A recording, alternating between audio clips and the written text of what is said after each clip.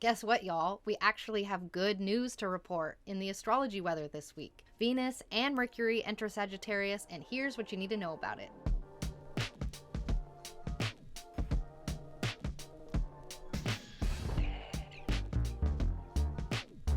Guess what? This is gonna be like the best week we've all had in a long time. After all of the challenging eclipse season weather and Mars retrograde, we finally have some improvements happening in the sky. Hi friends, thank you so much for joining me. I'm Pix. I'm an astrologer that's been studying astrology for over 10 years, and today I'm going to talk about 13 things to look out for when Mercury and Venus enter Sagittarius this week. My first 4 is going to be about Venus, and the rest is going to be about Mercury. I release a weekly astrology forecast as well as personalized rising sign horoscopes for all the signs every Sunday. So if you're interested in learning more about that, go ahead and check the Patreon link in the description. Right now, all my tiers are closed, but they will reopen at the end of the month around November 24th. So check back then. Okay, so starting off, Venus enters Sagittarius the evening of Tuesday, November 15th, or the morning of Wednesday, November 16th, depending on where you are. So here's what you need to know about that. Number 1, social and love situations are boosted. If you wanted to make any moves with crushes or dating or wanted to do something fun in a relationship, this is a good couple weeks to start doing that. Number 2, good luck with material things or money. Venus's dignity is majorly improved when it leaves Scorpio. Venus is in its detriment when it's in Scorpio, so it has a little bit harder of a time doing Venus things while there. Venus entering any sign besides Scorpio is almost always an improvement.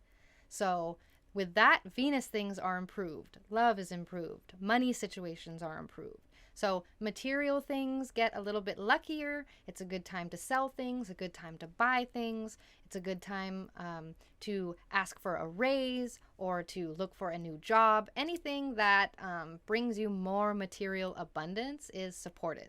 Number 3, any type of beauty is improved. So changing up your appearance is supported, or working on creative projects is rewarded and supported more.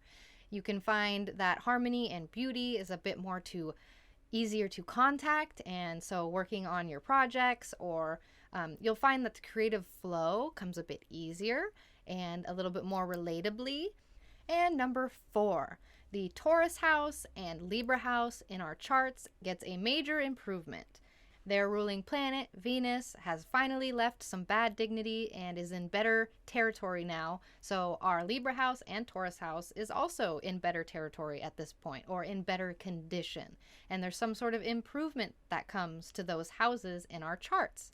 And with that being said, Taurus risings and Libra risings will feel a major improvement when Venus exits Scorpio and enters Sagittarius. Your vitality improves, your mood improves, perspective shifts are likely that are more optimistic and positive.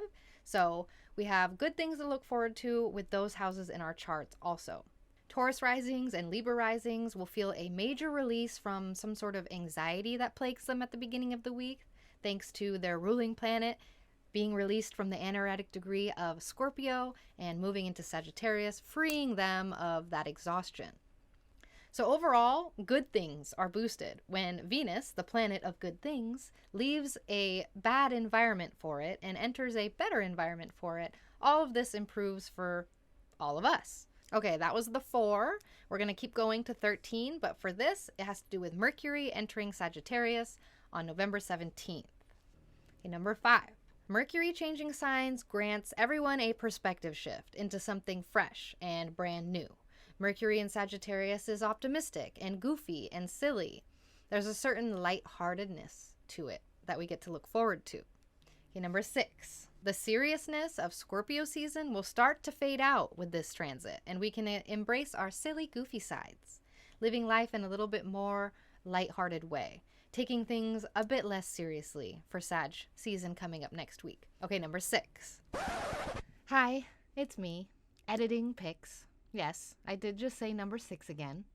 Around now, I begin mixing up the numbers of each of my points, and I considered working double time to fix this and edit it, but I decided to leave it because it's such a good example of typical Mercury in Sagittarius mix-ups. Couldn't even talk about it without it affecting me. Okay, number 6. There is a little bit of a release for the Gemini risings and the Virgo risings in the middle of the week with this ingress, but they still might find that their fresh new perspective that they gain requires them to move forward with less than optimal resources. So you might have to do something in a non-conventional, unconventional way. Okay, number 7. Mercury is not comfortable in Sagittarius, honestly. Mercury finds its detriment in Sagittarius. So straightforward and detailed logic is like not Sagittarius's strength. Sagittarius likes to look at the overarching patterns, likes to look at the patterns and not really deal with the small details, the small unimportant details. Okay, number 8. Although Mercury isn't given its normal resources to do Mercury things like communicate and travel and do technology, I still really enjoy this transit. It feels like it's the merging of the right brain and the left brain archetypes. I know the left brain and the right brain thing isn't real, but the archetypes are. So thinking about the logic of Mercury merging with the magic of Sagittarius, or the creativity and abundance of Sagittarius. Things to consider. Okay, I don't know what number this is. Number 10, I think. Communications might require extra words to get your point across when Mercury's here. And while technical things require more effort, storytelling is majorly boosted. My Gram, who I'm a caretaker for, has Mercury in Sagittarius, and she can never just get to the point. She can never get straight to the point quickly. But her explanation or her story will always be extremely entertaining and full of personality and like her own funny words and stuff like that. Okay, number 11. Efficiency is not a strength with Mercury here. Sagittarius provides the long cut, or, not the shortcut versus the shortcut. It requires you to take the long way around, the scenic route, an adventure, as Sagittarius would say. So be patient and be open to adventure. Okay, number 12, I wanted to mention some celebrities with Mercury and Sagittarius because that kind of helps give you the vibe. So singers include Britney Spears and Christina Aguilera. They have Mercury in Sagittarius. Also, the rappers Nicki Minaj and Jay-Z have Mercury in Sagittarius. Even Frank Sinatra and Beethoven have Mercury in Sagittarius. Also, our sweet buddy Gordon Ramsay also has been clocked with this Mercury. Kind of makes sense. Major famous storytellers like English novelist Jane Austen and director-producer Steven Spielberg have Mercury here. We also can't forget comedians. Jamie Foxx and Ben Stiller, Brendan Fraser, all of them have Mercury in Sagittarius. I could go on with how many people have this placement that are entertaining and successful. Okay, my last point, number 13. When Mercury enters Sagittarius this week, it will begin to contact Mars by whole sign opposition, so heed warnings of sharply delivered unsolicited advice or candid opinions that you didn't ask for. There can be a thoughtlessness in the air, or even plain rudeness disguised as being blunt, our favorite. Mars in Gemini is the essence of information wars, and Mercury in Sagittarius is happy to join in and kind of play it as a silly little game. I think that social media, and especially Twitter, will be noticing these effects the most.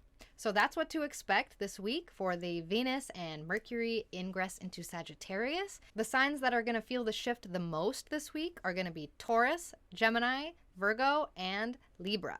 Your ruling planet is changing signs. I talk more about what this means for each rising sign in the horoscopes that I release to my patrons every Sunday. So if you're interested in that, check out the link in the description. I also want to say, if you want to join a cool occult community full of chronically online mystics, don't forget you can chat with me and a bunch of other cool people in the 9th House Discord server. Link to join is in the description.